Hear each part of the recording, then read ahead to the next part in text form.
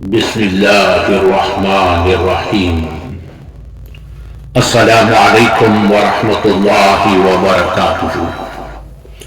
محترم بھائیوں اور دوستوں، آئیے آج ہم آپ کو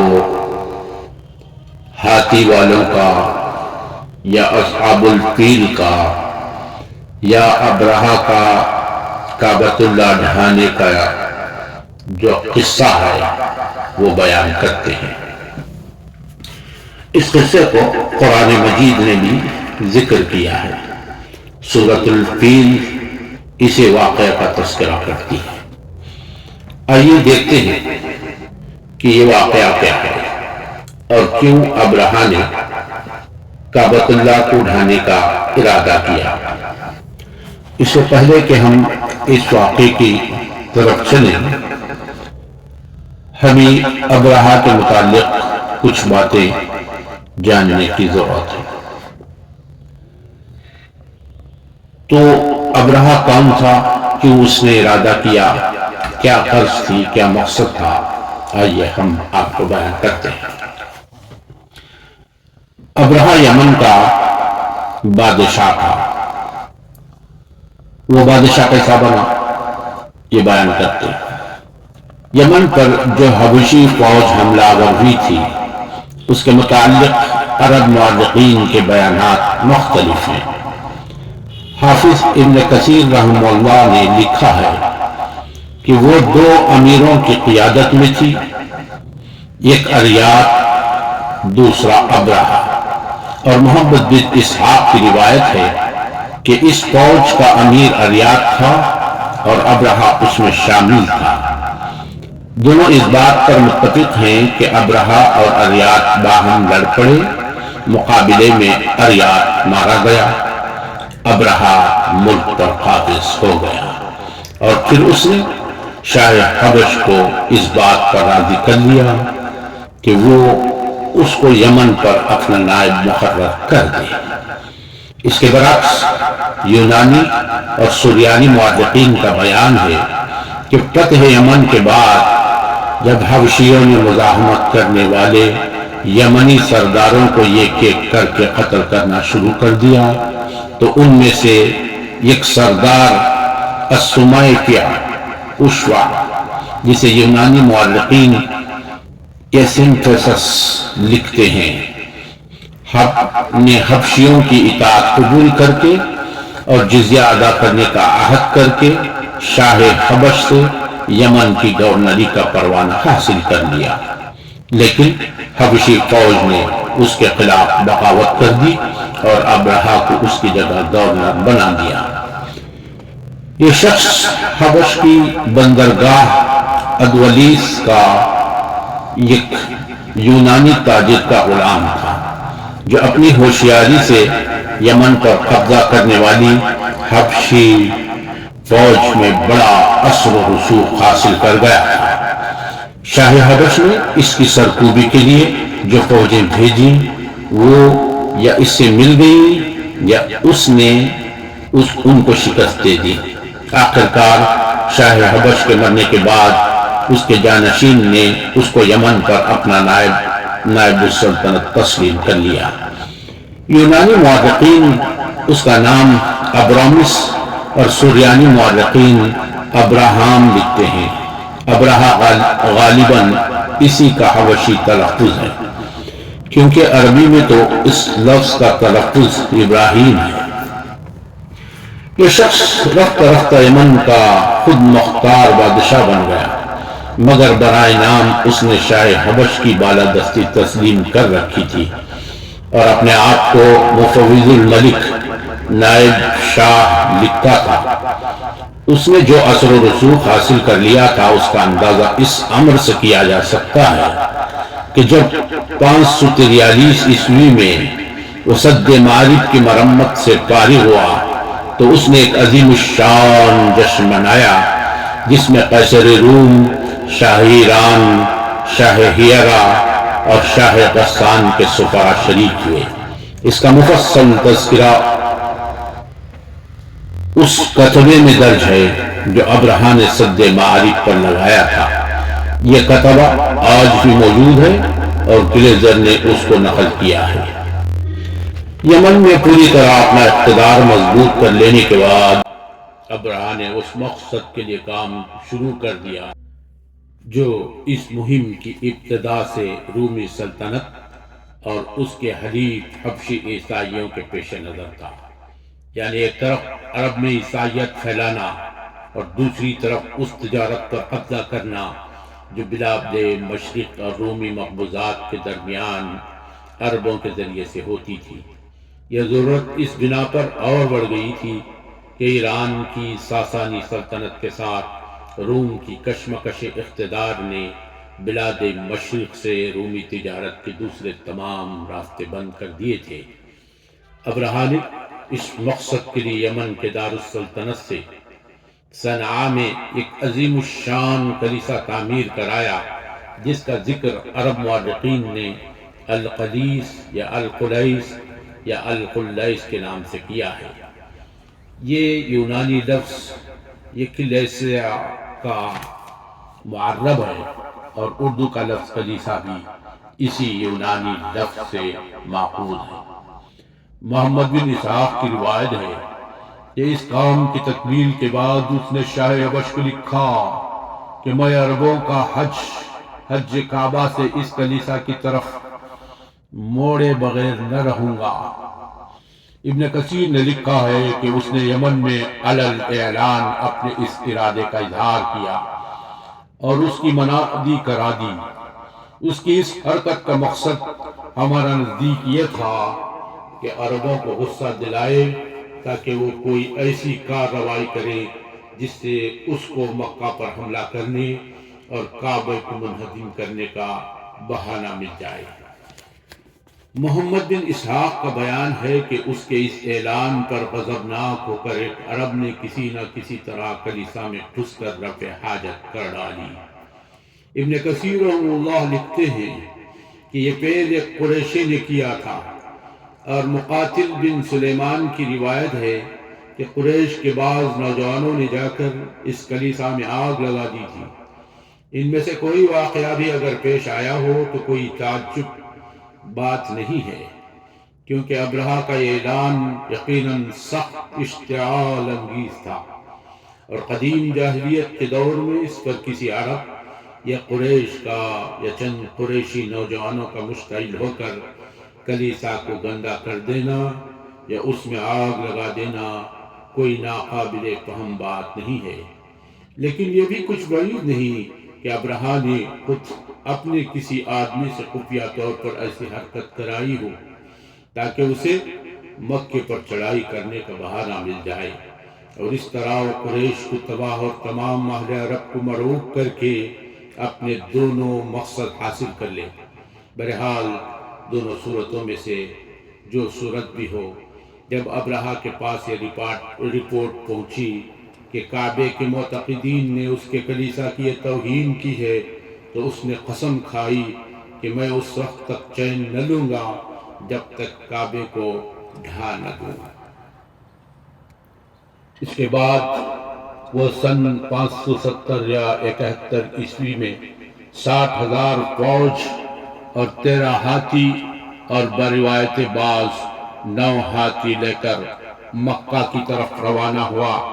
راستے میں پہلے یمن کے ایک سردار ذو نفر نے عربوں کا ایک لشکر جمع کر کے اس کی مزاحمت کی، مگر وہ شکست کھا کر گرفتار ہو گیا۔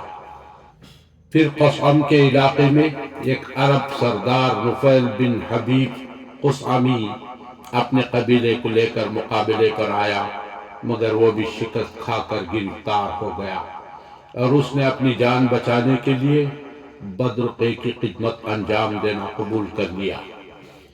طائف کے قریب پہنچا تو بنی ثقیف نے محسوس کیا کہ اتنی بڑی طاقت کا وہ مقابلہ نہ کر سکیں گے، اور ان کو خطرہ لاحق ہوا کہ کہیں وہ ان کے معبودات کا مندر بھی تباہ نہ کر دے۔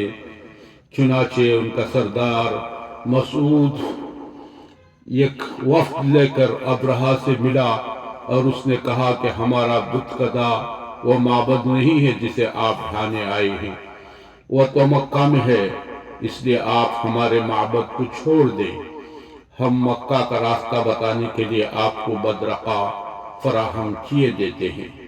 ابرہہ نے بات قبول کر لی اور بنی ثقیف نے ابو رغال نامی ایک آدمی کو اس کے ساتھ کر دیا۔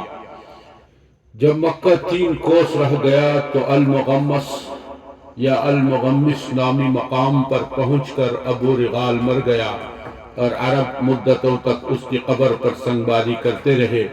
بنی ثقیف کو بھی وہ سال ہا سال تک تانے دیتے رہے کہ انہوں نے لات کے مندر کو بچانے کے لیے بیت اللہ پر حملہ کرنے والوں سے تعاون کیا۔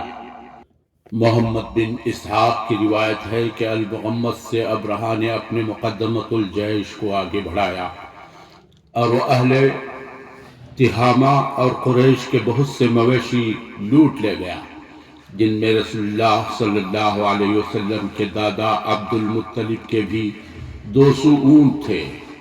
اس کے بعد اس نے اپنے ایک ایلچی کو مکہ بھیجا اور اس کے ذریعے سے اہل مکہ کو یہ پیغام دیا کہ میں تم سے لڑنے نہیں آیا ہوں بلکہ اس گھر کعبہ کو ڈھانے آیا ہوں۔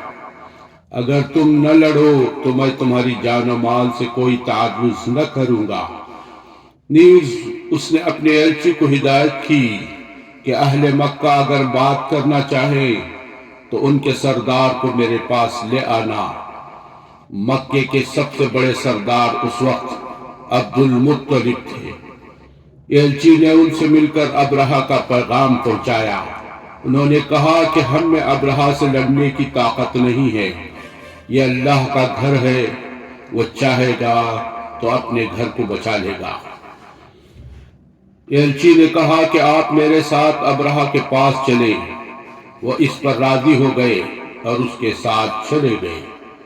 وہ اس قدر وجیح اور شاندار شخص تھے کہ ان کو دیکھ کر ابرہہ بہت متاثر ہوا اور اپنے تخت سے اتر کر ان کے پاس آ کر بیٹھ گیا۔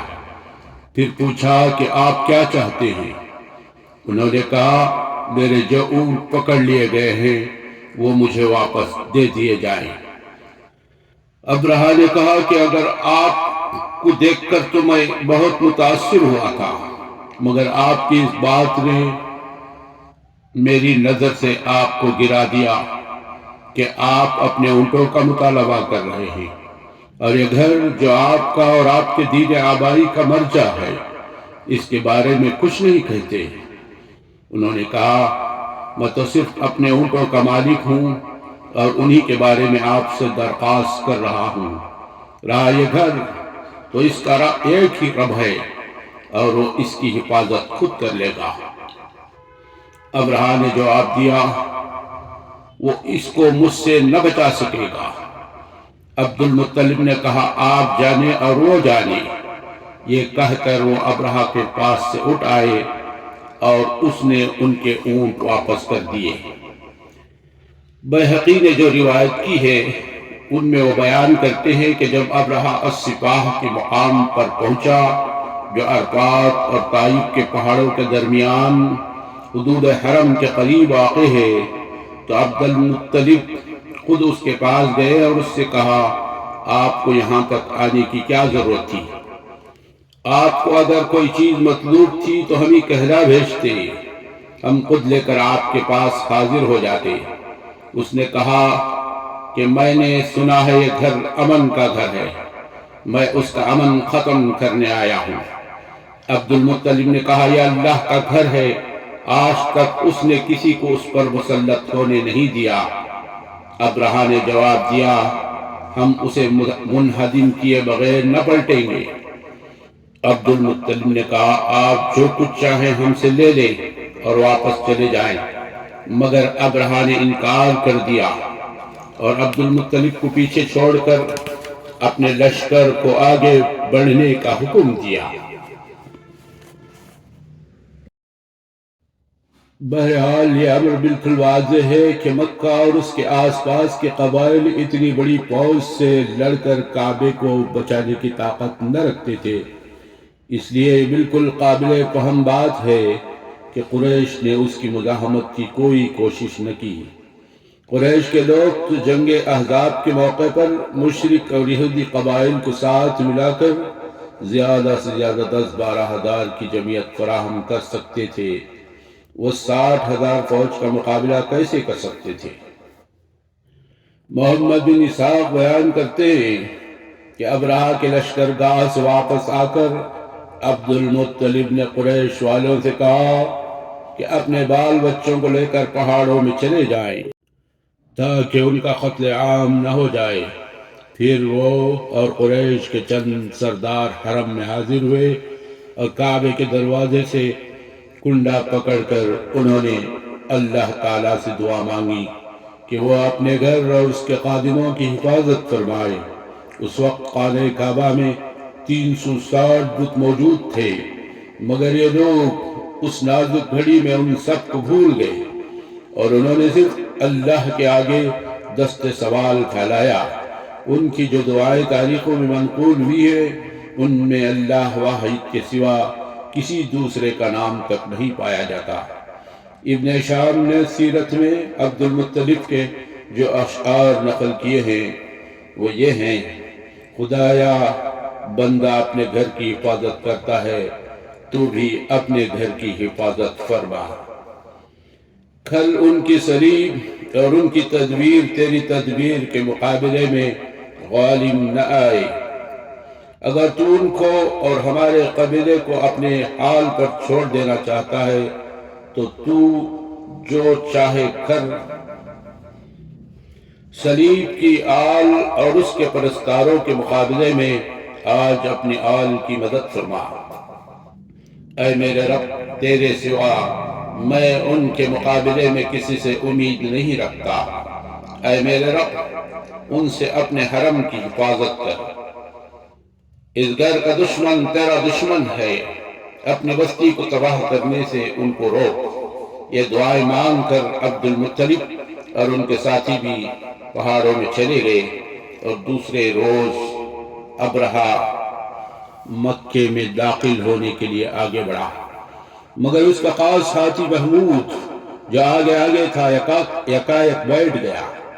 اس کو بہت تبرے مارے گئے، آنکھوں سے کچوکے دیے گئے، یہاں تک کہ اسے زخمی کر دیا گیا، مگر وہ نہ ہلا۔ اسے جنوب، شمال، مشرق کی طرف موڑ کر چلانے کی کوشش کی جاتی تو وہ دوڑنے لگتا، مگر مکے کی طرف موڑا جاتا تو وہ فوراً بیٹھ جاتا اور کسی طرح آگے بڑھنے کے لیے تیار نہ ہوتا۔ اتنے میں پرندوں کے جھنڈ اپنی چونچوں اور پنجوں میں سنگریزے لیے ہوئے آئے اور انہوں نے اس لشکر پر ان سنگریزوں کی بارش کر دی، جس پر بھی یہ کنکر گرتے اس کا جسم گلنا شروع ہو جاتا۔ محمد بن اسحاق اور اکرمہ رحم اللہ کی روایت ہے کہ یہ چیچک کا مرض تھا اور بلاد عرب میں سب سے پہلے چیچک اسی سال دیکھی گئی۔ ابن عباس رضی اللہ تعالی عنہ کی روایت ہے کہ جس پر کوئی کنکری گرتی اسے سخت کھجلی لاحق ہو جاتی اور کھجاتے ہی جلد پھٹتی اور گوشت جھڑنا شروع ہو جاتا۔ ابن عباس رضی اللہ تعالی عنہ کی دوسری روایت یہ ہے کہ گوشت اور خون پانی کی طرح بہنے لگتا اور ہڈیاں نکل آتی تھی۔ خود ابرہہ کے ساتھ بھی یہی ہوا، اس کا جسم ٹکڑے ٹکڑے ہو کر گر رہا تھا اور جہاں سے کوئی ٹکڑا گرتا وہاں سے پیپ اور لہو بہنے لگتا۔ افراتفری میں ان لوگوں نے یمن کی طرف بھاگنا شروع کیا۔ نفیل ابن حبیب قصعمی کو، جسے لوگ بدرقہ بنا کر بلاد قصعم سے پکڑ لائے تھے، تلاش کر کے انہوں نے کہا کہ واپسی کا راستہ بتائے، مگر اس نے صاف انکار کر دیا اور کہا اب بھاگنے کی جگہ کہاں ہے جبکہ خدا تعاقب کر رہا ہے اور ٹکنا۔ ابرہہ مغلوب ہے، غالب نہیں ہے۔ اس بھگدڑ میں جگہ جگہ یہ لوگ گر گر کر بڑھتے رہے۔ عطا بن یسار کی روایت ہے کہ سب کے سب اسی وقت ہلاک نہیں ہو گئے، بلکہ کچھ تو وہی ہلاک ہوئے اور کچھ بھاگتے ہوئے راستے بھر گرتے چلے گئے۔ ابرہہ بھی بلاد قصعم پہنچ کر مرا۔ یہ واقعہ مزدلفہ اور منا کے درمیان وادی محصب کے قریب محصب کے مقام پر پیش آیا تھا۔ صحیح مسلم اور ابو داؤد کی روایات کے مطابق رسول اللہ صلی اللہ علیہ وسلم کے حجۃ الوداع کا جو قصہ امام جعفر صادق رحمہ اللہ نے اپنے والد ماجد امام محمد باقر رحمہ اللہ سے اور انہوں نے حضرت جابر بن عبداللہ رضی اللہ تعالی عنہ سے نقل کیا ہے، اس میں وہ بیان فرماتے ہیں جب رسول اللہ صلی اللہ علیہ وسلم مزدلفہ سے منی کی طرف چلے تو محصر کے وادی میں آپ نے رفتار تیز کر دی۔ امام نووی اس کی شرح کرتے ہوئے لکھتے ہیں کہ اصحاب الفیل کا واقعہ اسی جگہ پیش آیا تھا، اس لیے سنت یہی ہے کہ آدمی یہاں سے جلدی گزر جائے۔ موطا میں امام مالک رحمۃ اللہ علیہ روایت کرتے ہیں کہ حضور صلی اللہ علیہ وسلم نے فرمایا کہ مزدلفہ پورا کا پورا ٹھہرنے کا مقام ہے مگر محصر کی وادی میں نہ ٹھہرا جائے۔ نفیل بن حبیب کے جو اشعار ابن اسحاق نے نقل کیے ہیں ان میں اس واقعے کا آنکھوں دیکھا حال بیان کرتا ہے۔ اس ویڈیو میں ایک نئی سیریز کی پیشکش کی گئی ہے، اگر پسند آئے تو ضرور شیئر سبسکرائب کرنے کے ساتھ ساتھ اپنے مشوروں سے کامنٹ باکس میں نوازیں۔